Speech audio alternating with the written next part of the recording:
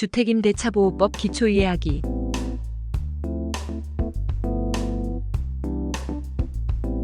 주택임대차보호법이란 묵시적 갱신, 대항력, 우선 변제권, 최우선 변제권. 안녕하세요. 스타일공인중개사 최영진입니다. 오늘은 주택임대차보호법에 대해서 설명드리겠습니다. 국민주거 생활의 안정을 보장함을 목적으로 주거용 건물의 임대차에 관하여 민법에 대한 특례를 규정하는 법률입니다. 1981년 처음 제정되었습니다. 임대차 기간은 보통 2년으로 계약합니다.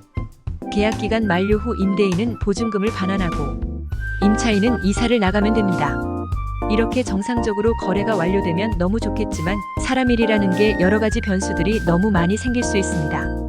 그래서 오늘은 묵시적 갱신과 주택임대차보호법의 핵심 세 가지인 대항력, 우선 변제권, 최우선 변제권에 대해서 설명드리겠습니다. 우선 묵시적 갱신이라고 많이 들어보셨을 거예요.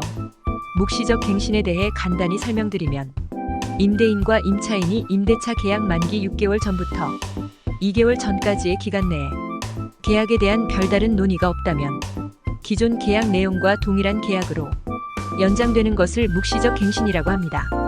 존속기간은 2년입니다. 묵시적 갱신 횟수는 따로 제한이 없습니다.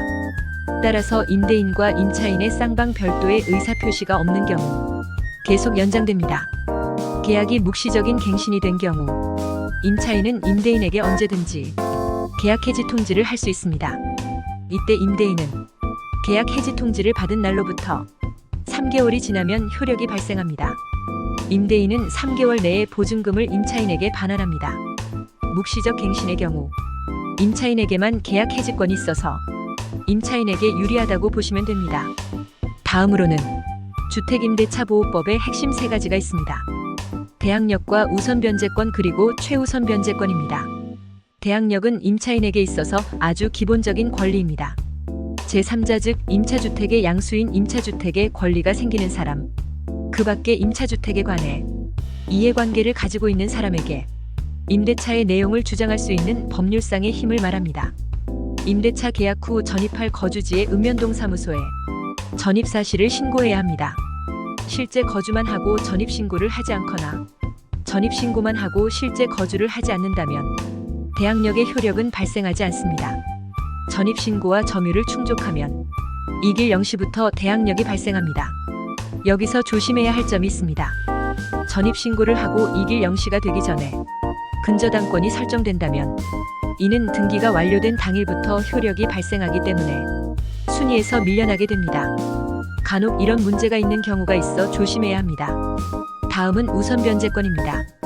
우선 변제권은 임차주택이 경매 또는 공매되는 경우 환가 대금에서 다른 기타 채권자들보다 우선하여 보증금을 변제받을 권리를 말합니다. 만약 집이 경매로 넘어갔을 경우 대항력과 우선 변제권이 있는 임차인은 전집주인과 똑같은 계약 조건으로 임대를 하겠다고 낙찰자에게 요구하거나 경매 진행에 따라 법원에 배당 요구를 하여 보증금을 돌려받을 수 있습니다. 우선 변제권 효력이 발생하기 위해서는 먼저 대항력과 임대차 계약서의 확정일자를 갖추어야 합니다.